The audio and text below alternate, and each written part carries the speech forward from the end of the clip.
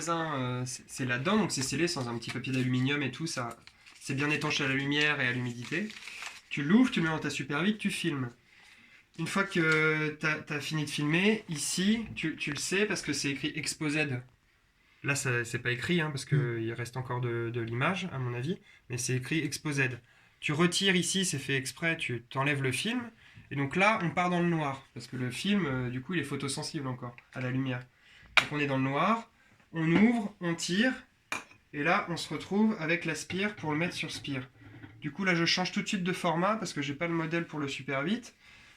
Ça, c'est une toute petite bobine de 16 mm, on le voit au niveau de la largeur. Pour la Bolex classique ou les caméras qu'on a nous, généralement la bobine elle est large comme ça, donc ça équivaut à 30 mètres de film.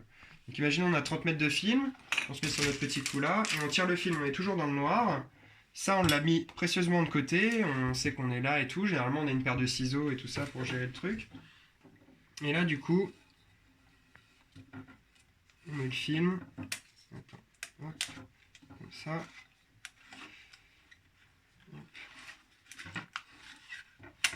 Faut le sentir. Attends, on recommence. Alors pareil, faut s'en remettre patience quand on est dans le noir, faut pas trop stresser. Hop, voilà. Comme ça, faut tenir. Hop. Là, il est coincé. Hop, hop. Là, on essaie de garder la tension, on se met légèrement en oblique. J'ai l'impression que ça va partir. Ça va. Et donc là, c'est à ce moment-là qu'on arrive pour notre... Non, c'est pas ça.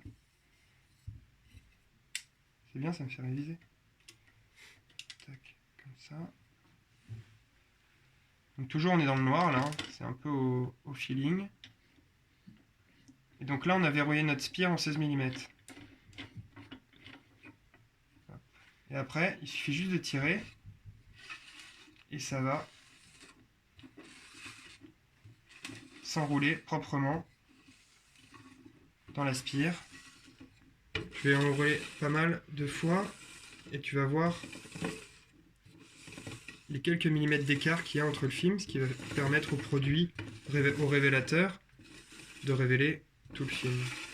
Donc il faut y aller vraiment doucement, pareil c'est au ressenti, et généralement, pour être sûr qu'il y a un petit écart, il faut passer avec le doigt comme ça, et tu sens que ça fait un petit côté, comment on dit, éventail peut-être, et donc voilà.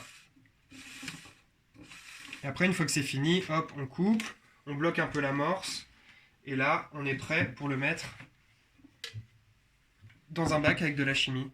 Ou sinon, nous, ce qu'on fait, on n'utilise pas ces bacs-là.